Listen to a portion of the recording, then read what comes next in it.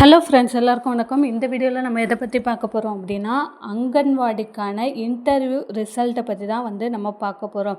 அதாவது இந்த இன்டர்வியூ நடந்து முடிஞ்ச இன்டர்வியூவில் யார் யாரெல்லாம் செலக்ட் ஆகியிருக்காங்க, எந்தெந்த மாவட்டத்துக்கெல்லாம் ரிசல்ட் வரப்போகுது, என்ன மாதிரியான முன்னுரிமை இருந்தால் இந்த செலெக்ஷன் லிஸ்ட்டில் உங்களோட பேர் வரும், எப்படி செலக்ட் ஆகிறாங்க, எப்படி அவங்க ஒரு பர்சனை எப்படி அவங்க செலக்ட் பண்ணுறாங்க அப்படின்ற ஃபுல் டீட்டெயில்ஸ் உங்களுக்கு இந்த வீடியோவில் நான் சொல்கிறேன். அதற்கப்புறமா பார்த்திங்க அப்படின்னா, எந்தெந்த மாவட்டங்களில் லிஸ்ட்டு ரெடி ஆயிடுச்சு, எந்தெந்த தேதிகளில் எந்தெந்த மாவட்டங்களுக்கு அதிகாரப்பூர்வமாக நமக்கு ரிசல்ட் வரும் அப்படின்ற டீட்டெயில்ஸுமே நான் உங்களுக்கு இந்த வீடியோவில் சொல்கிறேன். நம்ம சேனலை நீங்கள் ஃபர்ஸ்ட் டைம் பார்க்குறீங்க அப்படின்னா மறக்காமல் சப்ஸ்கிரைப் பண்ணிட்டு பாருங்கள். அப்போனா தான் நம்ம போகிற ரெகுலரான வீடியோ உங்களுக்கு நோட்டிஃபிகேஷனாக வரும். இப்போ வாங்க நம்ம வீடியோக்குள்ளே போகலாம். அதாவது பார்த்திங்க அப்படின்னா, அங்கன்வாடிக்கான ரிசல்ட் பார்த்திங்க அப்படின்னா ஆல்மோஸ்ட் ஒரு 4-5 மாவட்டங்களுக்கு ரெடி ஆயிடுச்சு. ஸோ எப்படியெல்லாம் செலெக்ஷன் லிஸ்ட் அவங்க தேர்ந்தெடுக்கிறாங்க அப்படின்ற ஒரு விஷயத்தை அவங்க வெளிப்படையாக சொல்லியிருக்கிறாங்க. நாங்கள் இதன் அடிப்படையில் தான் ஒருத்தரை செலக்ட் பண்ணுறோம் அப்படின்னு சொல்லிட்டு.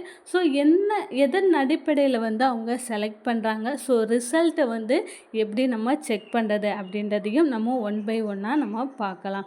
ஃபஸ்ட்டு பார்த்திங்க அப்படின்னா, நம்ம அங்கன்வாடிக்கான ரிசல்ட்டு அந்தந்த மாவட்டங்களுக்கு தனித்தனியாக ICTS வெப்சைட்டில் தான் நம்ம செக் பண்ணணும். அதாவது குழந்தைகள் மேம்பாட்டு துறையிலேருந்து தான் நமக்கு இந்த ரிசல்ட்டை பப்ளிஷ் பண்ணுறாங்க. ஸோ எப்படியெல்லாம் நம்ம செக் பண்ணணும், யார் யாருக்கெல்லாம் ரிசல்ட் எந்தெந்த மாவட்டங்களுக்கெல்லாம் வரப்போகுது அப்படின்றத ஒன் பை ஒன்னாக பார்க்கலாம். இப்போ பார்த்திங்க அப்படின்னா, என்ன மாதிரியான முன்னுரிமை இருந்தால் இவங்களோட பேர் செலெக்ஷன் லிஸ்ட்டில் வெளியிடுவோம், நாங்கள் இதன் அடிப்படையில் தான் நாங்கள் ஒருத்தரை தேர்ந்தெடுக்கிறோம் அப்படின்றத அவங்க சொல்லியிருக்கிறாங்க. ஸோ ஒன் பை ஒன்னாக நான் உங்களுக்கு சொல்கிறேன்.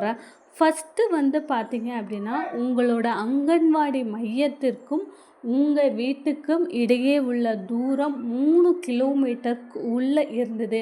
இல்லை ஒரு கிராமத்தை சேர்ந்தவர்கள் அந்த கிராமத்துடைய அங்கன்வாடி மையத்தில் நீங்கள் விண்ணப்பிக்கிறீங்க அப்படின்னா அவங்களுக்கு ஃபஸ்ட்டு முன்னுரிமை கொடுத்து அவங்களோட பேர் பார்த்திங்க அப்படின்னா செலெக்ஷன் லிஸ்ட்டில் நாங்கள் கொடுக்குறோம். நீங்கள் 5 கிலோமீட்டர்ஸ் 10 கிலோமீட்டர்ஸ்லாம் இருந்தீங்க அப்படின்னா ஓரளவுக்கு கிடைக்கிறது கஷ்டமாக இருக்கும். வித்தின் 3 கிலோமீட்டர் 5 கிலோமீட்டர் அந்த ரேஞ்சில் நீங்கள் இருந்தீங்க அப்படின்னா கண்டிப்பாக உங்களுடைய பேர் பார்த்திங்க அப்படின்னா செலெக்ஷன் லிஸ்ட்டில் செலக்ட் ஆவீங்க.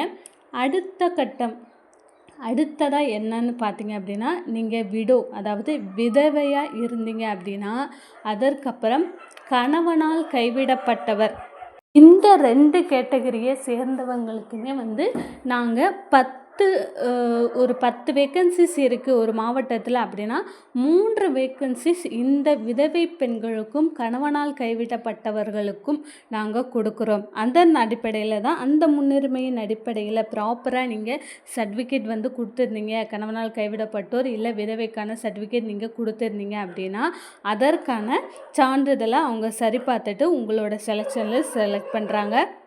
அடுத்ததாக பார்த்திங்க அப்படின்னா மாற்றுத்திறனாளிக்குமே நாங்கள் முன்னுரிமை கொடுக்குறோம் அப்படின்றத சொல்லியிருக்காங்க. அதாவது உங்களுக்கு 10 வேக்கன்சிஸ் இருக்க இடத்துல 2 வேக்கன்சிஸ் மாற்றுத்திறனாளிக்கும், அதற்கப்புறம் 3 வேக்கன்சிஸ் இந்த விதவை மற்றும் கணவனால் கைவிடப்பட்டவர், அதற்கப்புறம் மீதி இருக்கிற ஒரு 2 வேக்கன்சிஸ் பார்த்திங்க அப்படின்னா வித்தின் 3 கிலோமீட்டர் 5 கிலோமீட்டர் ரேஞ்சில் இருக்கிறவங்க, இந்த மாதிரியாக இருக்கிறவங்களுக்கு நாங்கள் முன்னுரிமை கொடுத்து செலெக்ஷன் லிஸ்ட் செலக்ட் பண்ணுறோம். அடுத்ததாக பார்த்திங்க அப்படின்னா, உங்களோட 10th மார்க்கோ இல்லை 12th மார்க்கோ மோர் தென் 450க்கு மேலே நீங்கள் எடுத்திருந்தீங்க, அதாவது 450 90% அந்த மாதிரி வந்திருக்கேன். ப்ளஸ் நான் இன்டர்வியூமே நல்லா அட்டன் பண்ணியிருக்கேன், அந்த மாதிரி இருக்கிறவங்களையுமே செலக்ட் பண்ணியிருக்கோம் அப்படின்றதையுமே அவங்க சொல்லியிருக்காங்க. ஸோ இந்த மாதிரியான முன்னுரிமை கொடுத்து தான் அவங்க செலக்ட் பண்ணுறாங்க. ஸோ PSTM பொறுத்தளவில் தமிழ்நாட்டில் எல்லாருமே PSTM படித்தவங்களாக தான் நிறைய பேர் இருப்பாங்க. குறிப்பாக இந்த அங்கன்வாடிக்கெல்லாம் அப்ளை பண்ணுறவங்க தமிழ் வழி கல்வி பயின்றவங்களாகவும் இருப்பாங்க. அதுலேயுமே பார்த்திங்க அப்படின்னா ஒவ்வொரு கம்யூனிட்டிக்கும் ஒவ்வொரு வேக்கன்சிஸ் அந்த மாதிரி ஒதுக்கியிருக்காங்க. ஸோ ஆல்ரெடி அவங்க அறிவித்த 7,800 வேக்கன்சிஸ் அப்படின்றத அவங்க வேக்கன்சியை இன்க்ரீஸ் பண்ணி தான் நமக்கு, ஏன்னா நிறைய சிறு குறு அங்கன்வாடி மையங்கள் வந்து திறக்க போகுது அப்படின்றத முதலமைச்சர் சொல்லியிருக்காங்க. ஸோ அதெல்லாம் சேர்த்து தான் வந்து நமக்கு செலெக்ஷன் லிஸ்ட் வரப்போகுது. செலெக்ஷன் லிஸ்ட்டை பொறுத்தளவில் நம்ம சொன்ன மாதிரி முதல்ல வந்து பார்த்திங்க அப்படின்னா தேனி மாவட்டத்திற்கு செலெக்ஷன் லிஸ்ட் வந்து பார்த்திங்க அப்படின்னா இந்த வரும் வாரங்களில் வந்து செலெக்ஷன் லிஸ்ட் வெளியாகிடும். அதற்கப்புறமா தேனிக்கு அப்புறம் திருநெல்வேலி, தென்காசி மாவட்டம், தூத்துக்குடி மாவட்டம், அதற்கப்புறமா பார்த்திங்க அப்படின்னா நமக்கு சேலம் மாவட்டம், இந்த மாதிரியான மாவட்டங்களுக்கெல்லாம் வந்து பார்த்திங்க அப்படின்னா வரும் வாரங்களில் நமக்கு ரிசல்ட் வெளியாகிடும் அப்படின்னு சொல்லியிருக்காங்க.